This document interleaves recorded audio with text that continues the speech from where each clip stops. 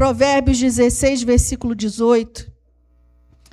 E quero convidar você a levar esse versículo para a sua vida. Eu levo esse versículo para a minha vida. Diz assim, Provérbios 16, versículo 18, diz assim: antes da ruína vem e o orgulho precede a... Tem uma outra versão que diz que a soberba precede a ruína e a altivez de espírito precede... Gente, isso não falha. É palavra do Senhor, é princípio. Vem a soberba, logo após a soberba vem a ruína. Vem a altivez de espírito, logo depois da altivez de espírito vem a queda. Existiu um dinossauro chamado apatossauro. E esse dinossauro, ele foi um dos mais altos que já existiram. E esse dinossauro, por ser um dos mais altos, ele se alimentava das folhas mais altas das árvores. Mas, à medida que ele foi se reproduzindo, tinha mais apatossauro do que folha alta para se alimentar. Então, a demanda era maior do que a produção. E quando não tinha mais as folhas altas para comer, tudo que o apatossauro precisava fazer era o quê? Abaixar um pouquinho o pescoço. Mas com a sua dificuldade de fazer isso, de abaixar um pouquinho o pescoço, ele foi levado à extinção. E o que isso tem a ver comigo e com você? Irmãos, esse versículo aí. O orgulho que não nos deixa abaixar um pouquinho o nosso pescoço para se alimentar das folhas mais baixas. Ele nos leva à extinção. Ele leva à extinção a nossa família, ele leva à extinção os relacionamentos, ele leva à extinção ministérios, ele leva à extinção igrejas, porque as pessoas se recusam a abaixar um pouquinho o pescoço para se alimentar de uma maneira diferente. Versículo: a soberba precede a ruína, precede a extinção, a altivez de espírito precede a queda. Reconhecer o absurdo, diga absurdo, de que eu posso estar errada. Não é um absurdo isso? Que você possa estar errado? Irmãos, quantas pessoas não reconhecem a possibilidade de estar errado? O pescoço tem a dificuldade de abaixar um pouquinho. Mas eu sempre fiz desse jeito, eu sempre fiz desse jeito, eu sempre fiz desse jeito. Mas agora o Senhor está chamando você a fazer do outro jeito. E o orgulho de baixar um pouquinho o pescoço e aceitar que talvez a maneira do outro de fazer seja certa agora. Um absurdo. E reconhecer que nós não temos tudo. Diga, nós não temos tudo. Não tem nenhuma igreja na face da terra que possua tudo. E Deus fez exatamente isso para que nós precisemos uns dos outros. Porque nós somos corpo, diga corpo. E o corpo precisa, cada membro precisa do outro. Então há pessoas que dizem que não tem nada do que aprender com a igreja do lado. Que o irmão que está sentado do meu lado não tem nada a me ensinar, não tem nada a me oferecer. Irmãos, todos nós precisamos uns dos outros. E esse é um engano do inferno, trazendo orgulho no nosso coração, dizendo, você tem tudo, você não precisa de ninguém, você não precisa de nada. Você tem toda a revelação. Aquele da esquina está fazendo tudo errado, você está fazendo tudo certo. E Deus não nos chamou para esse tipo de crítica. Deus nos chamou a aprender uns com os outros. E quando a gente se recusa a fazer isso, sabe o que é? Orgulho. Mas a maneira certa de fazer é essa. Pode não ser agora. Mas eu sempre fiz desse jeito, mas pode não ser mais do jeito. Agora, patossauro, abaixa um pouquinho o pescoço. É hora de se alimentar das folhas, porque se você ficar esperando, você vai entrar em extinção espiritual. É a frieza, a dureza do coração. Gente, eu já vi pessoas. Quanto mais velha a gente fica, a gente vê mais coisas, né?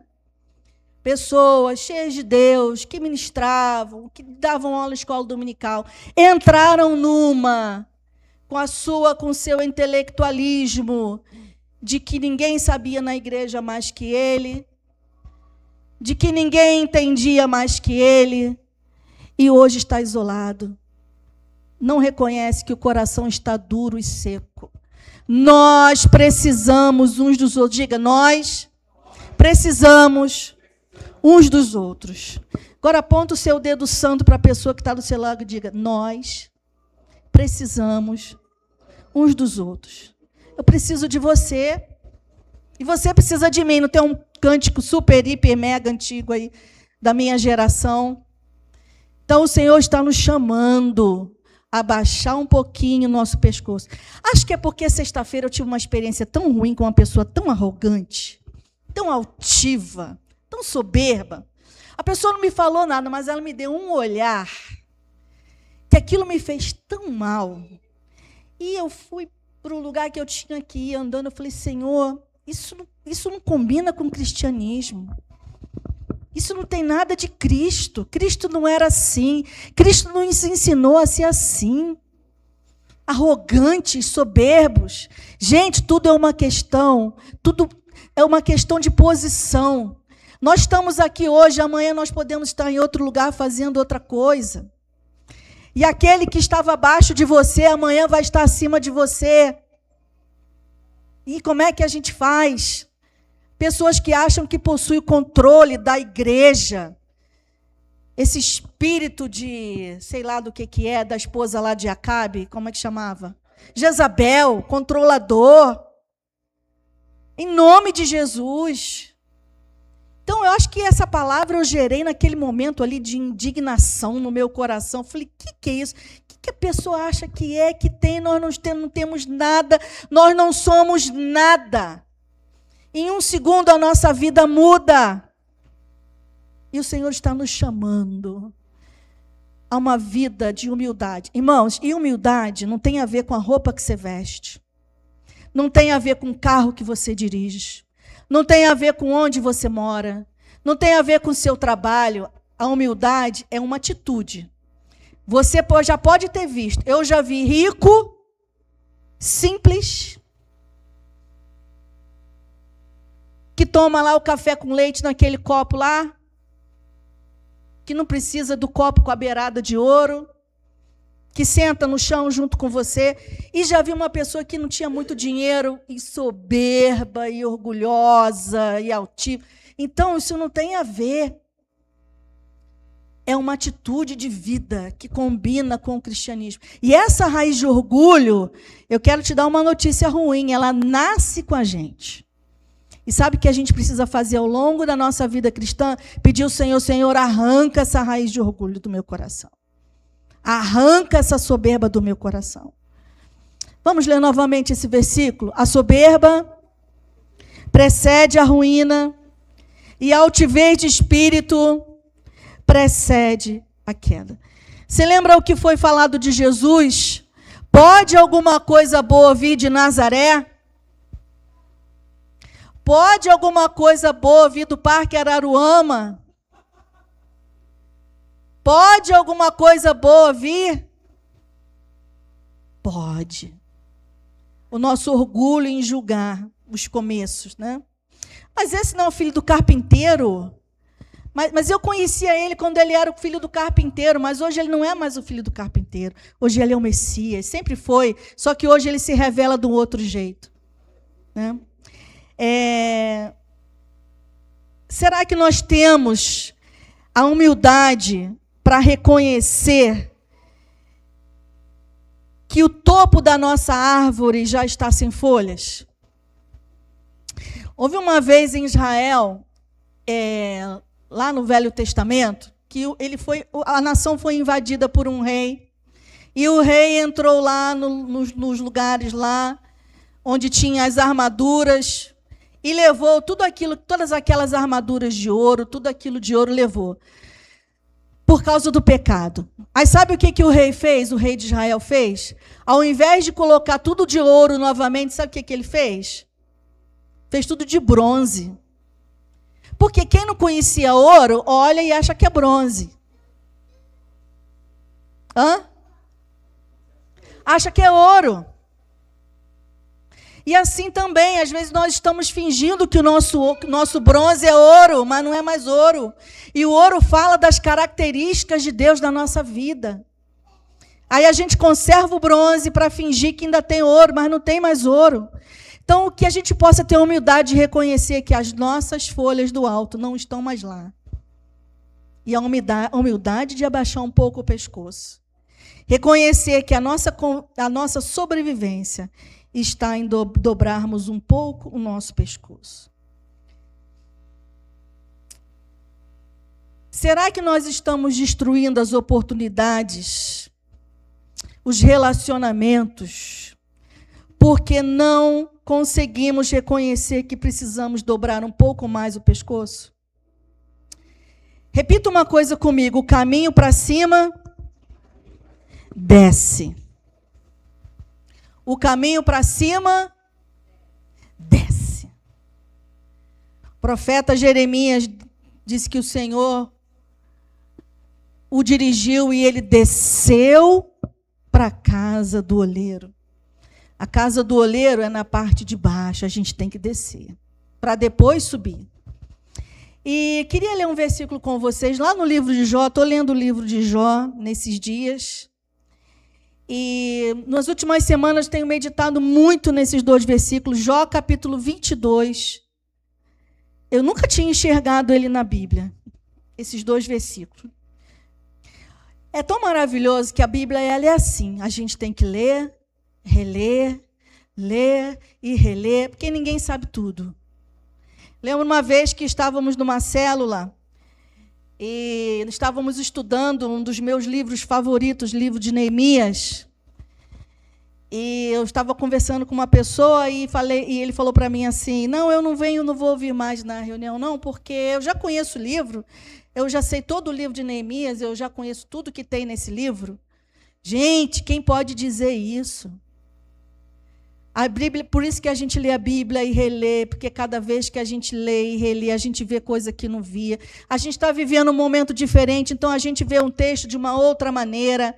A gente tem que ler e reler, e reler, e reler. Todo dia, não é todo dia que você come? A menos que você esteja fazendo um jejum, você come todo dia. Então a palavra a gente tem que comer todo dia. Porque senão o nosso espírito vai ficando fraquinho e toma uma surra da nossa carne. Tem muita gente levando surra no espírito porque a carne está forte e o espírito está raquítico porque não se alimenta. Então, alimente-se da Bíblia todo dia, todo dia, todo dia coma um pouco, todo dia coma um pouco. Não é uma competição, eu tenho que ler 5 capítulos hoje. Se você ler 2 versículos e ruminar. Você sabe o que é ruminar? Tem os animais que ruminam. O que eles fazem? O que eles fazem? Estou na sala de aula agora. O que eles fazem? O animal que rumina é uma coisa meio nojenta. O boi, por exemplo, né? Ele come lá, se alimenta lá da grama, daqui a pouco ele traz aquilo de volta para a boca e rumina. Sabe o que ele está fazendo? Você sabe o que ele está fazendo? Cada vez que ele rumina, ele está extraindo os nutrientes, as vitaminas. E o Senhor está nos chamando a ruminar a palavra. O que é? Você come. Daqui a pouco você volta com ela e tira os nutrientes, tira as vitaminas, aí de novo, ruminar. Então, se você conseguir todo dia, pelo menos uns 2, 3 versículos e ruminar, você já fez, já se alimentou. Mais do que 5 que você foi lendo, alguém te pergunta, você não sabe nem que você leu. Então, convido você, alimente da palavra do Senhor. Ela é vida. Vamos lá para Jó. Tenho meditado nesses versículos nas últimas semanas. E então respondeu Elifaz, o temanita, e disse: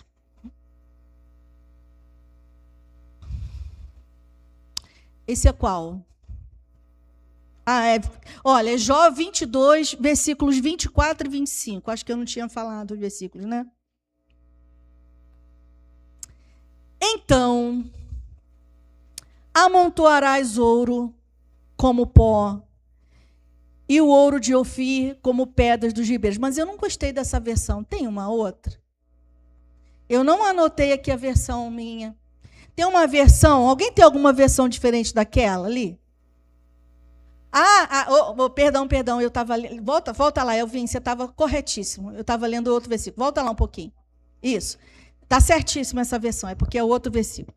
Então, amontoarás ouro como pó, e o ouro de Ofir como pedras dos ribeiros. Segue. 25. Cadê aquele que estava para lançar o ouro no pó? Isso. Não. Apareceu ali. É o 24. Volta no 23, para a gente não perder o caminho de casa. Se você se converter ao Todo-Poderoso, será restabelecido. Se afastar da sua tenda a injustiça e lançar ao pó o seu ouro, o ouro de Ofir, entre pedras dos ribeiros.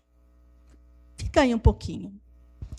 Tenho meditado sobre isso. Lançar o ouro no pó.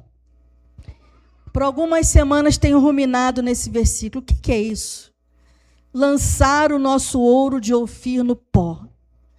Irmãos, isso fala dos nossos sucessos, das nossas realizações, dos troféus, dos diplomas, da sabedoria. Lança no pó. Tantas pessoas se converteram no meu ministério. Conversa, irmão. Ninguém converte ninguém. Quem converte é o Espírito Santo de Deus. Lança o nosso pó, o nosso ouro no pó. E isso lá na presença do Senhor não é o que vai ser mais importante. O que vai ser mais importante é o que está escrito lá em Romanos 8, que diz assim: para isso fomos predestinados. Quem sabe o restante? Para sermos conforme a imagem do Filho de Deus. Naquele dia, diante do Senhor, o que vai valer é o quanto de Cristo foi formado na minha vida. O quanto de Cristo eu tenho em mim. Não quantas pessoas se converteram, quanto que eu fiz, quanto que eu estudei. Não. Lança o ouro no pó. Lança o ouro no pó. E, às vezes, outra coisa que a gente tem que lançar no pó. Voltando lá na questão, depois eu falo sobre isso, para não perder isso aqui que eu escrevi. Nós somos apenas o quê? Instrumentos. Diga, instrumento. Instrumento. Você já viu alguém elogiando um violino? Quem que se elogia num concerto bem dado? O violinista.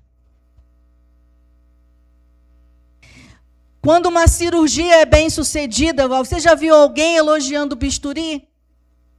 Quem se elogia? O cirurgião. Assim também na nossa vida, nós somos bisturis nas mãos do Senhor. Nós somos o violino que o Senhor toca. Então, na nossa vida, nós somos instrumentos do Senhor. Nós somos canais apenas. E agora quero concluir falando sobre isso. Colocando no pó também os elogios. Queria ler uma citação de um autor chamado Oswald Smith. Ele disse o seguinte: isso aqui a gente tem que levar para a vida também, porque a gente esquece. Esses dias eu tive que ser lembrada disso. Ele disse assim: nunca se enche com o louvor, nunca se abata com a crítica. Coloque os dois na mesma balança de importância. Nunca se enche com o louvor, nunca se abata com a crítica. Coloque os dois na mesma balança. Porque, irmãos, na verdade, quem é que dá a nota para a nossa vida? É Deus. Às vezes o mundo pode estar dando nota 10, batendo palma para você, e Deus está te dando 0. Ou ao contrário, o mundo está dando 0 para você, e o Senhor está te dando 10. Então a nossa nota, ela vem, é do Senhor. A gente precisa se lembrar disso. Diariamente, diante das críticas, diante dos elogios. E como um buquê, a gente entrega para o Senhor. A gente reúne tudo ali que a gente recebeu de elogio, de crítica, e coloca diante do Senhor.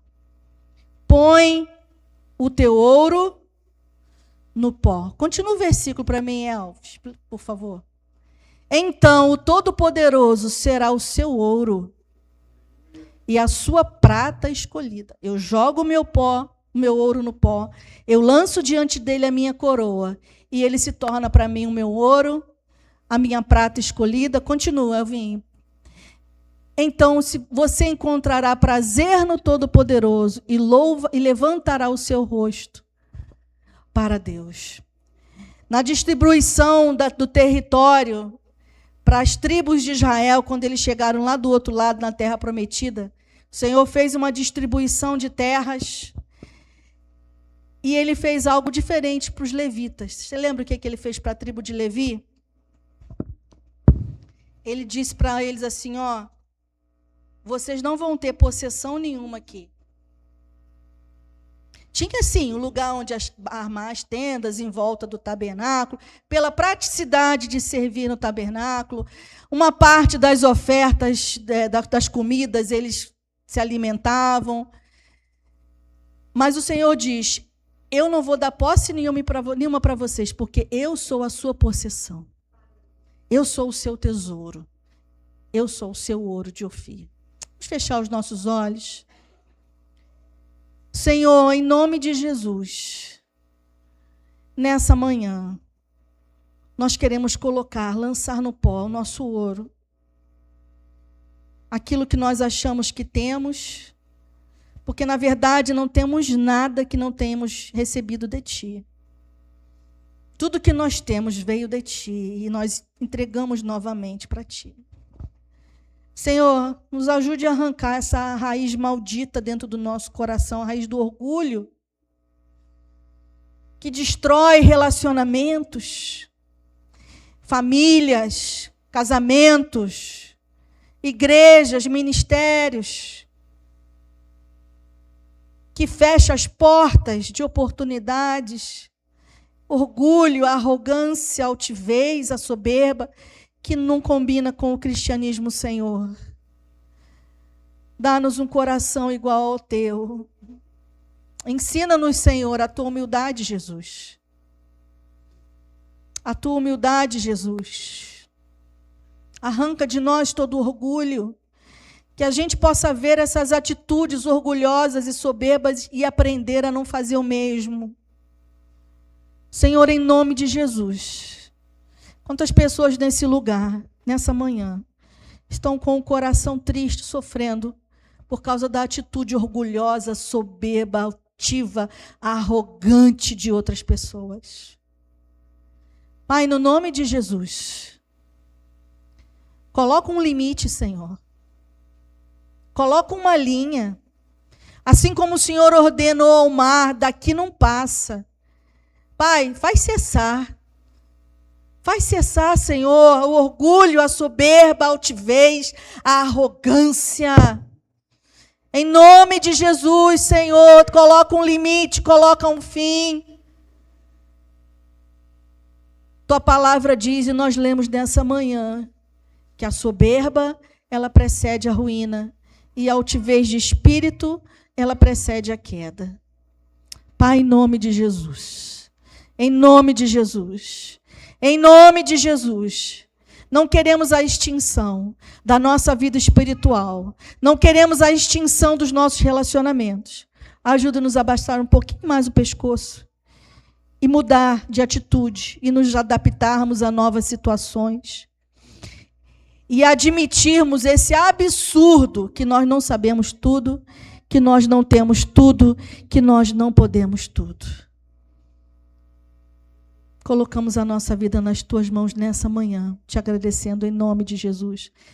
Queria que nós cantássemos um louvor ao Senhor antes de terminar. Quero convidar você a ficar em pé.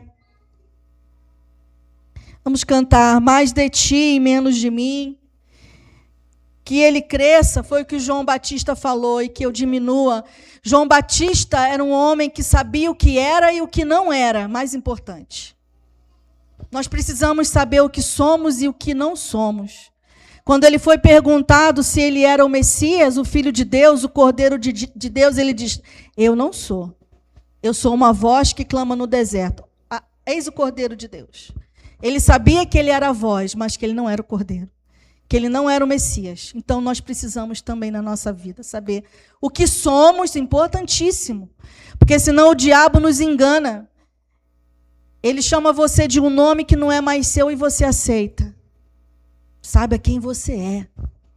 Esse nome não é mais seu. Deus te deu um